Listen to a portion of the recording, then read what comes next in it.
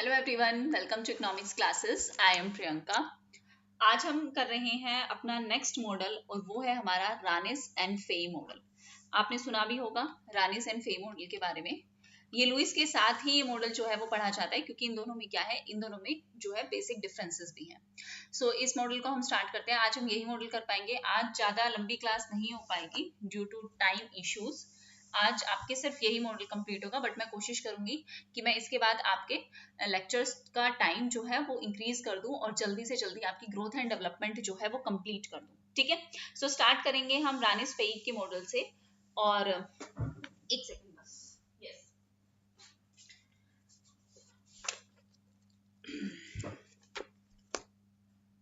Yes, सो इस model में हम डिस्कशन करेंगे कि किस तरीके से यहाँ पे भी इस मॉडल में भी रानिस एंड फेई ने, रानिस मतलब गुस्ताव रानिस और जोन्स CH फेई ने, इन दोनों ने अपनी अपनी थ्योरी को समराइज करते हुए जो है वो थ्योरी दी थी। और इस पूरी थ्योरी का नाम क्या रखा गया? रानिस एंड फेई मॉडल जो है वो रखा गया। Okay, so yes, John Fei and Gustav Ranis, इनका एक आर्टिकल था जिसका नाम क्या था? A theory of economic development analysis. A theory of economic development analysis. इस पर्टिकुलर थ्योरी में इन्होंने जो है वो ट्रांजिशन बताया, ट्रांजिशन प्रोसेस बताया। किसके लिए? एक अंडर डेवलप्ड इकोनॉमी के लिए, कि कैसे एक अंडर डेवलप्ड इकोनॉमी, कैसे एक अंडर डेवलप्ड कंट्री या लेस डेवलप्ड कंट्री जो है वो मूव करती है from a condition of stagnation से किसकी तरफ? सेल्फ सस्टेन्ड ग्रोथ की तरफ। कैसे एक इकोनॉमी स्टैग्नेशन से सेल्फ सस्टेन्ड ग्रोथ की तरफ जाती है, इस थ्योरी के बारे में जो है रानिस एंड फेई ने जो है वो डिस्कशन किया। ये थ्योरी जो है वो इम्प्रूवमेंट है किसके ऊपर? लुइस मॉडल के ऊपर। इसलिए हम पहले लुइस का मॉडल पढ़ते हैं और उसके बाद हम रानिस एंड फेई का मॉडल पढ़ते हैं, क्योंकि लुइस की थ्योरी को इम्प्रूव करके, जो लुइस की थ्योरी है अनलिमिटेड सप्लाई ऑफ लेबर, और एज यू नो कि ये थ्योरी जो है वो फेल हो गई थी। क्यों? क्योंकि इन्होंने सेटिस्फैक्ट्री आपको एनालिसिस नहीं दिया था कि ग्रोथ ऑफ एग्रीकल्चर, कि एग्रीकल्चर का भी ग्रोथ होगा। तो इसके बारे में इन्होंने डिस्कशन नहीं किया और इस चीज में ये फेल हो गए कि कैसे एग्रीकल्चर का ग्रोथ होगा और वो कैसे बेनिफिशियल होगा। तो उसी चीज को आगे फिर फर्दर, इसी एनालिसिस को फिर फर्दर प्रूव किसने किया? रानिस एंड फेई मॉडल ने।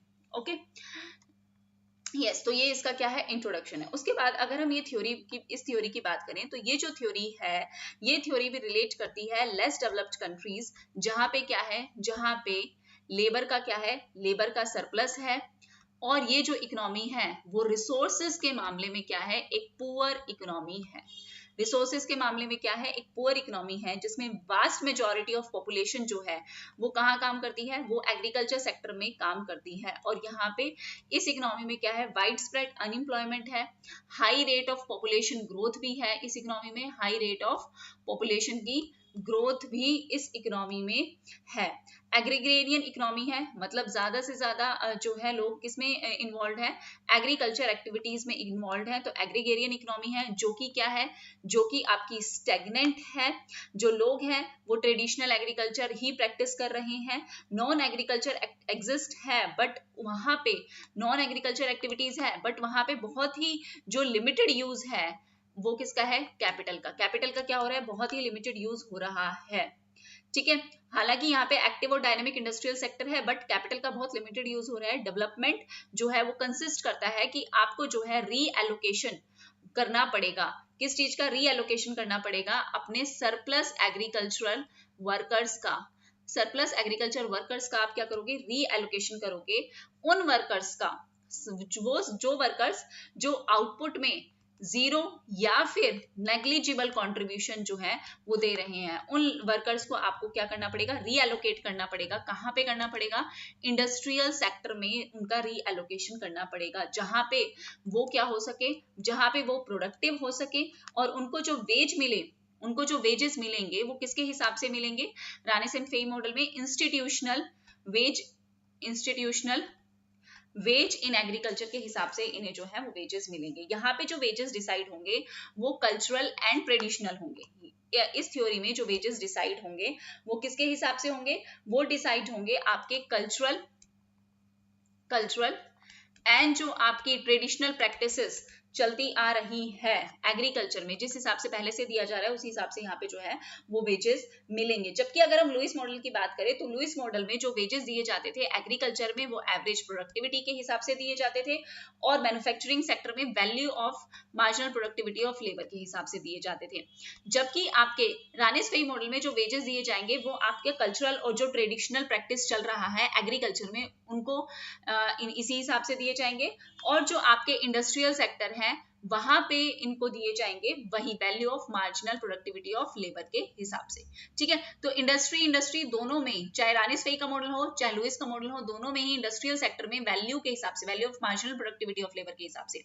जबकि अगर हम लुइस में बोले तो लुइस में मॉडल जो एग्रीकल्चर सेक्टर में दिया जा रहा है वो एवरेज प्रोडक्टिविटी ऑफ लेबर के हिसाब से, और जो आपके रानिस-फेई में मॉडल में जो इंडस्ट्री एग्रीकल्चर सेक्टर में वेज दिया जा रहा है वो कल्चरल और ट्रेडिशनल प्रैक्टिसेस के हिसाब से दिया जा रहा है। ये इनका क्या है, बेसिक डिफरेंस है। एक और बेसिक डिफरेंस इस थ्योरी को आगे अजम्पशन पढ़ने से पहले हम एक और बेसिक डिफरेंस ये पढ़ लेते हैं कि देखो आपके लुइस के मॉडल में इंपॉर्टेंट है, लुइस के मॉडल में आपकी जो बात की गई थी वो सिर्फ डिसगाइज्ड अनएम्प्लॉयमेंट की बात की गई थी कि जो आपकी छुपी हुई बेरोजगारी है उसी की बात की गई थी। जबकि अगर हम रानिस-फेई मॉडल की बात करें तो रानिस-फेई मॉडल में इन्होंने जो है लेबर को दो पार्ट में डिवाइड किया, एक तो आपका रिडंडेंट लेबर और एक होगा आपका डिसगाइज्ड लेबर। दो तरीके का लेबर है। रिडंडेंट लेबर मतलब वो लेबर जो आपका एक्सेस में है, वो तो आगे हो गया आपका रिडंडेंट लेबर, और डिसगाइज लेबर जो आपकी छुपी हुई बेरोजगारी है जो आपको दिख नहीं रही है, वो तो आपको पता भी होगा। लेकिन लुइस ने सिर्फ एक ही अनएम्प्लॉयमेंट की बात की, जो कि किसकी की, डिसगाइज्ड अनएम्प्लॉयमेंट की बात की। यहाँ पे जो इन्वेस्टमेंट कर रहा है लुइस के मॉडल में, इन्वेस्टमेंट कौन कर रहा है, वही कैपिटलिस्ट कर रहा है। और यहाँ पे जो इन्वेस्टमेंट कर रहे हैं रानिस-फेई मॉडल के अकॉर्डिंग, यहाँ पे जो इन्वेस्टमेंट कर रहे हैं वो आपके इलीट लैंडलॉर्ड्स कर रहे हैं, और बिग एग्रीकल्चरिस्ट जो हैं वो यहाँ पे क्या कर रहे हैं, इन्वेस्टमेंट कर रहे हैं। ओके, आगे हम कंटिन्यू करते हैं। आगे अगर हम अजम्पशन की बात करें, रानिस-फेई मॉडल में क्या क्या अजम्पशंस जो हैं वो ली गई थी, तो अजम्पशंस क्या थी, ये जो थ्योरी इन्होंने डेवलप की थी इसमें कुछ अजम्पशन ली गई। सबसे पहली अजम्पशन क्या थी कि आपकी क्या है, डुअल इकोनॉमी है। डुअल इकोनॉमी मतलब आपकी इकोनॉमी दो पार्ट में डिवाइड है, एक आपके traditional and stagnant agriculture sector है आपका, traditional and stagnant agriculture sector है आपके पास, और एक आपकी इकोनॉमी में है एक्टिव इंडस्ट्रियल सेक्टर। एक आपकी इकोनॉमी में क्या है, एक्टिव इंडस्ट्रियल सेक्टर। ये अजम्पशन रानिस-फेई मॉडल ने ली, पहली अजम्पशन। दूसरी अजम्पशन की अगर हम बात करें तो यहाँ पे अजम्पशन लिया गया कि जो आपके आउटपुट है एग्रीकल्चर सेक्टर का वो फंक्शन है किसका, it is a function of land and labour alone. सिर्फ लैंड और लेबर का ही फंक्शन है। जो आउटपुट एग्रीकल्चर सेक्टर में आ रहा है वो सिर्फ किसकी वजह से आ रहा है, लैंड और लेबर की वजह से आ रहा है। कोई एक्यूमुलेशन नहीं है, कोई एक्यूमुलेशन ऑफ कैपिटल नहीं है एग्रीकल्चर सेक्टर में। No accumulation of capital in agriculture sector except आपके पास जो लैंड है उसके अलावा और कोई आपके पास जो है कैपिटल एक्यूमुलेशन नहीं है। लैंड आपका जो है वो फिक्स्ड है, सप्लाई उसकी क्या है, फिक्स्ड है, ये अजम्पशन है। उसके बाद हम बात करें क्या अजम्पशन ली गई कि आपकी जो एग्रीकल्चर एक्टिविटी है यहाँ पे आपको क्या मिल रहे हैं, यहाँ पे आपको कांस्टेंट रिटर्न्स टू स्केल जो है वो मिल रहे हैं। कांस्टेंट रिटर्न्स टू स्केल जो है वो आपको मिल रहे हैं, और लेबर जो है आपका वो क्या है, एक वेरिएबल फैक्टर है। ये अजम्पशन मानी गई। ठीक है, और अजम्पशन क्या मानी गई, और अजम्पशन अगर हम बात करें तो यहाँ पे क्या बोला गया कि यहाँ पे मार्जिनल प्रोडक्टिविटी जो है लेबर की वो 0 हो जाएगी एक सम पॉइंट पे आके, और अगर आपकी पॉपुलेशन एक्सीड हो गई, अगर आपकी पॉपुलेशन जो है वो एक्सीड कर जाती है एट विच आपकी मार्जिनल प्रोडक्टिविटी ऑफ लेबर जो है वो 0 है, तो लेबर जो है वो आपका ट्रांसफर हो जाएगा किसमें, इंडस्ट्रियल सेक्टर में। आपका यहाँ पे जो एक्स्ट्रा लेबर है वो कहाँ ट्रांसफर हो जाएगा, इंडस्ट्रियल सेक्टर में। और ट्रांसफर होने से कोई लॉस नहीं होगा आपके एग्रीकल्चर सेक्टर में, कोई लॉस नहीं होगा एग्रीकल्चर सेक्टर के आउटपुट में।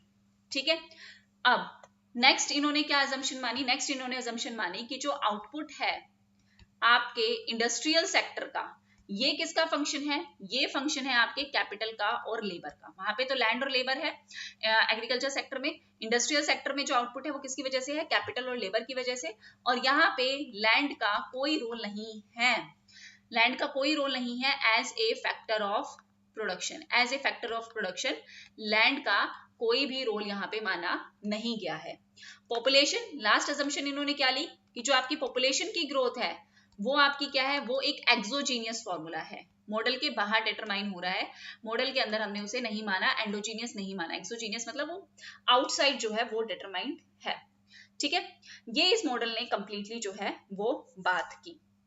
ओके अब अगर हम बात करें रानिस फेई मॉडल की, रानिस फेई मॉडल ने जो हमें पता है सॉल्यूशन दिया किस चीज का, कि आपके पास जो सरप्लस मैन पावर है वो किस तरीके से हम यूज कर सकते हैं, आपके पास एग्रीकल्चर में जो सरप्लस मैन पावर है वो हम किस तरीके से यूज कर सकते हैं, और ये चीज इन्होंने 1964 में बताई। ओके इन्होंने स्टेट किया कि कैसे डेवलपमेंट जो है ग्रेजुअली शिफ्ट करता है, कैसे डेवलपमेंट जो है उसकी ग्रेजुअल जो है वो शिफ्टिंग होती है, मतलब आप अपने सरप्लस मैन पावर को अगर शिफ्ट करोगे एग्रीकल्चर से कहाँ पे, इंडस्ट्रियल सेक्टर में, तो उससे क्या इंप्रूवमेंट होगा इकोनॉमी में। तो रानिस फेई मॉडल हमें पता है कि क्या है, ये एक इम्प्रूव्ड वर्जन है किसका, लुईस मॉडल का एक इम्प्रूव्ड वर्जन है। ओके क्योंकि इन्होंने किसकी बात की, इन्होंने स्ट्रेस दिया कि आपकी एक बैलेंस्ड डेवलपमेंट होनी चाहिए, आपकी एक बैलेंस्ड डेवलपमेंट होनी चाहिए कहाँ पे, एग्रीकल्चर सेक्टर में भी और इंडस्ट्रियल सेक्टर में भी, दोनों जगह आपकी जो है वो एक बैलेंस्ड डेवलपमेंट जो है वो होनी चाहिए। ठीक है, दूसरा इन्होंने क्या बोला, इन्होंने डिफरेंस क्रिएट किया डिस्गाइज्ड में, डिस्गाइज्ड अनएम्प्लॉयमेंट में और रिडंडेंट अनएम्प्लॉयमेंट में, जिसके बारे में हमने बात भी की। रिडंडेंट अनएम्प्लॉयमेंट में, रिडंडेंट अनएम्प्लॉयमेंट मतलब जो आपकी एक्सेस में अनएम्प्लॉयमेंट है, और डिस्गाइज मतलब वही जो छुपी हुई आपकी जो बेरोजगारी है। ओके प्लस इन्होंने क्या कंसीडर किया, इन्होंने कंसीडर किए intra sectoral terms of trade, intra sectoral terms of trade. ठीक है, इंट्रा मतलब विद इन जो है सेक्टोरल टर्म्स ऑफ ट्रेड होगा, मतलब कि इंडस्ट्री एग्रीकल्चर सेक्टर वाला इंडस्ट्रियल सेक्टर में जा सकता है। ठीक है, तो रानिस और फेई ने डिस्टिंग्विश किया किसके बीच में, रिडंडेंट और डिस्गाइज्ड अनएम्प्लॉयमेंट में, और उनके हिसाब से जो मार्जिनल प्रोडक्टिविटी है लेबर की वो 0 होगी, किसमें, रिडंडेंट लेबर में, और on the other hand marginal productivity of labour आपकी लेस देन होगी average productivity of labour in case of disguised unemployment. ये दो इन्होंने डिफरेंस बताए जो मैं आपको पहले भी बता चुकी हूँ। इन्होंने सेम चीज लुईस की तरह भी यही बोला कि एग्रीकल्चर, लुईस के साथ एक चीज और ऐड करी लुईस मॉडल के साथ ही, कि जो आपका एग्रीकल्चर सेक्टर है ना उसका बहुत ही सिग्निफिकेंट रोल है, क्योंकि एग्रीकल्चर सेक्टर आपको फूड भी प्रोवाइड कर रहा है, एग्रीकल्चर सेक्टर आपको रॉ मटेरियल भी प्रोवाइड कर रहा है, और ये सारी चीजें फिर कौन यूज करेगा, इंडस्ट्रियल सेक्टर यूज करेगा। तो इन्होंने एग्रीकल्चर सेक्टर को बहुत ही नेसेसरी कंडीशन माना कि एग्रीकल्चर सेक्टर हमारे इंडस्ट्रियल सेक्टर की डेवलपमेंट के लिए सबसे ज्यादा क्या है, इंपॉर्टेंट है। बिना हम एग्रीकल्चर सेक्टर को डेवलप किए इंडस्ट्रियल सेक्टर को डेवलप नहीं कर सकते। क्यों, क्योंकि ये इंडस्ट्रियल सेक्टर को क्या प्रोवाइड करता है, रॉ मटेरियल प्रोवाइड करता है। सिमिलरली लुईस मॉडल के अकॉर्डिंग या उसको मानते हुए रानिस फेई और रानिस मॉडल ने ये भी कहा कि इंडस्ट्रियल सेक्टर आपका क्या है, इंडस्ट्रियल सेक्टर आपका एक तरीके से मॉडर्न सेक्टर है, और यहाँ पे जो वेज डिटरमाइन होंगे ना, यहाँ पे जो वेज डिटरमाइन होंगे वो किस हिसाब से होंगे, नियो क्लासिकल मैनर से, वही value of marginal productivity of labour के हिसाब से जो है वेजेस जो है वो डिसाइड होंगे। और इस चीज को इन्होंने नियो क्लासिकल, क्योंकि नियो क्लासिकल्स भी यही मानते, तो इन्होंने बोला वेज डिटरमाइन होंगे किसके हिसाब से, नियो क्लासिकल मैनर के हिसाब से, मतलब आपकी वेज जो वर्कर्स हैं उनकी मार्जिनल प्रोडक्टिविटी के हिसाब से जो है वो वेजेस जो है वो डिसाइड होंगे।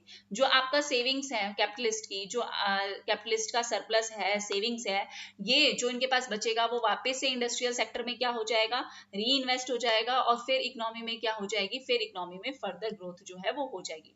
ऑन द अदर हैंड हमें पता है कि एग्रीकल्चर सेक्टर हमारा क्या है, एग्रीकल्चर सेक्टर हमारा क्या है, एक तरीके से ट्रेडिशनल सेक्टर है। ठीक है, और यहाँ पे जो वेज डिटरमाइन हो रहे हैं वो हमने डिस्कस कर लिया कि किसके हिसाब से हो रहे हैं, कल्चरल एंड ट्रेडिशनल के हिसाब से, कि पहले जो कल्चर चला हुआ आ रहा है, पहले जो ट्रेडिशनल चला हुआ आ रहा है, इन लोगों को उसी हिसाब से क्या दिए जाएंगे, वेजेस जो है वो दिए जाएंगे। सरप्लस जो होगा वो एग्रीकल्चर सेक्टर में वो वॉलंटरी या इनवॉलंटरी थ्रू टैक्सेस जो है किसी ना किसी तरीके से यहाँ का सरप्लस कहाँ जाएगा, इंडस्ट्रियल सेक्टर में जाएगा। लुईस मॉडल की तरह ही रानिस फेई मॉडल ने क्या बोला कि जो यहाँ पे लेबर सप्लाई कर्व है वो भी आपका क्या होगा, हॉरिजेंटल होगा, एक पॉइंट तक हॉरिजेंटल होगा, जब तक आपका जो रिडंडेंट लेबर है वो आपका क्या ना हो जाए, पूरा एग्जॉस्ट ना हो जाए, पूरा यूज ना हो जाए, जो आपका एक्सेस लेबर है। उसके बाद ये जो है वो पॉजिटिव स्लोप जो है वो हो जाएगा जब रिडंडेंट लेबर, आपका एक्सेस लेबर पूरी तरीके से एग्जॉस्ट हो जाएगा, यूज हो जाएगा कंप्लीटली। तो इंडस्ट्रियल सेक्टर जो है अब वो किसे अट्रैक्ट करना स्टार्ट करेगी, जो आपकी डिस्गाइज्ड अनएम्प्लॉयमेंट है उसे अट्रैक्ट करना स्टार्ट करेगी एग्रीकल्चर सेक्टर से। तो इंडस्ट्रियल सेक्टर जो है वो स्टार्टिंग में आपका हॉरिजेंटल ही रहेगा लेबर सप्लाई कर्व आपका, और फिर वो क्या हो जाएगा, it will turn positive sloping. ये डिफरेंस भी है, क्योंकि देखो लुईस मॉडल ने सिर्फ किसको माना, इसको, कि लेबर सप्लाई आपकी क्या है, हॉरिजेंटल है। हमने कल डायग्राम में भी किया, लेकिन इन्होंने क्या बोला कि एक पॉइंट तक ये हॉरिजेंटल रहेगा, उसके बाद ये क्या हो जाएगा, पॉजिटिव स्लोप हो जाएगा, क्योंकि स्टार्टिंग में हम एब्जॉर्ब कर रहे हैं रिडंडेंट लेबर को, जो एक्सेस लेबर है, उसके बाद हम एब्जॉर्ब कर रहे हैं डिस्गाइज्ड लेबर को। तो अब जब शॉर्टेज पड़ेगी किसमें, ये पॉजिटिव क्यों होगा, क्योंकि अगर ये यहाँ से लेबर हटके एग्रीकल्चर सेक्टर से हटके अगर इंडस्ट्रियल सेक्टर में जा रहा है लेबर, तो शॉर्टेज पड़ेगी कहाँ पे, यहाँ पे शॉर्टेज होगी, लेबर सप्लाई की क्या हो जाएगी, यहाँ पे शॉर्टेज हो जाएगी। और intra sectoral terms of trade तो है, तो अब ये फेवर किसको करेंगे, अब एग्रीकल्चर सेक्टर को क्या होगा, फेवर मिलेगा। यहाँ पे वेजेस जो है वो क्या होंगे, इंक्रीज होंगे। यहाँ पे जो आपके प्राइस जो रिसीव करेगा एग्रीकल्चर सेक्टर फूड के, वो जो इंडस्ट्रियल सेक्टर है उससे ज्यादा प्राइसेस जो है वो यहाँ मिल जाएंगे ना, क्योंकि यहाँ पे कॉस्ट बचेगी। अब एग्रीकल्चर सेक्टर में कॉस्ट क्या हो जाएगी, कम हो जाएगी, तो यहाँ प्रॉफिट ज्यादा बचेगा, और इंडस्ट्रियल सेक्टर में कम बचेगा। तो ये राइस, ये चीज जो आपका एक्स्ट्रा लेबर इंडस्ट्रियल सेक्टर में जा रहा है, ये फायदा किसको बचाएगा, कि आपका जो लेबर है उसके वेजेस बढ़ेंगे, क्योंकि अब यहाँ पे क्या रह जाएंगे, लिमिटेड लेबर रह जाएंगे, और यहाँ वेजेस क्या हो जाएंगे, यहाँ वेजेस कम हो जाएंगे, क्योंकि यहाँ पे लेबर बहुत ज्यादा आ गया, यहाँ पे लेबर अब लिमिटेड है, तो यहाँ पे वेजेस क्या होंगे, इंक्रीज होंगे। और यहाँ इंक्रीज होंगे क्योंकि लेबर की शॉर्टेज हो गई है, तो यहाँ लेबर के वेजेस भी क्या हो रहे हैं, इंक्रीज हो रहे हैं। तो इसकी वजह से, लेबर की शॉर्टेज की वजह से अब जो है एग्रीकल्चर सेक्टर भी क्या होने लग जाएगा, लेबर के वेजेस बढ़ेंगे तो इनके भी एग्रीकल्चर सेक्टर जो है वो डेवलप होने लग जाएगा।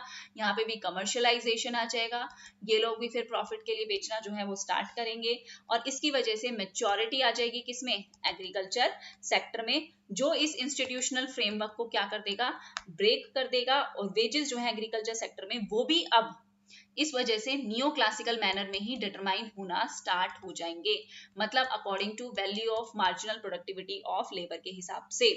तो यही चीज, यही कंफ्यूजन उन्होंने बताया कि एग्रीकल्चर भी डेवलप होगा, ऐसा नहीं है कि यहाँ से लेबर पूरा उठ के इंडस्ट्रियल सेक्टर में गया और एग्रीकल्चर सेक्टर को हम ध्यान नहीं दे रहे। जब यहाँ पे लेबर की सप्लाई कम हुई तो ये फायदा करेंगे कि अब इनके वेजेस भी बढ़ेंगे, और इनके वेजेस भी किसके हिसाब से डिटरमाइन होंगे, नियो क्लासिकल मैनर के हिसाब से, value of marginal productivity of labour के हिसाब से।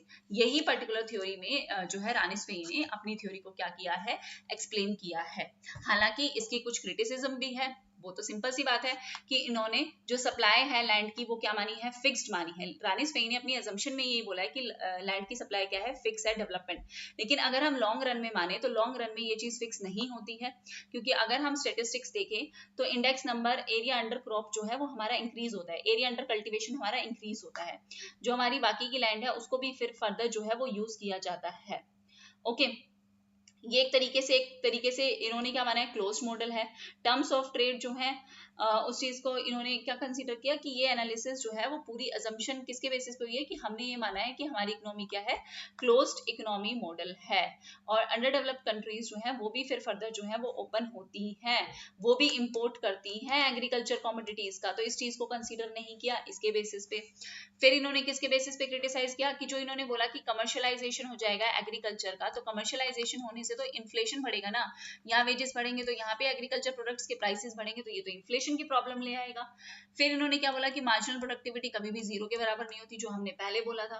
तो कंक्लूजन क्या है कि ये सारी लिमिटेशंस तो आई, बट इंपॉर्टेंस बढ़ी रानिस फेई मॉडल की। क्यों? क्योंकि इन्होंने जो बात की कि हम कैसे एक लेबर सरप्लस इकोनॉमी आगे डेवलप कर सकती है, कैसे हम एग्रीकल्चर सेक्टर में भी डेवलपमेंट लेके आ सकते हैं, कैसे हम टेक ऑफ करवा सकते हैं किसी भी इकोनॉमी का, और हम उसे सेल्फ सस्टेन्ड जो है वो बना सकते हैं through the interaction of agriculture sector and industrial sector of an under developed या फिर लेस डेवलप्ड कंट्रीज।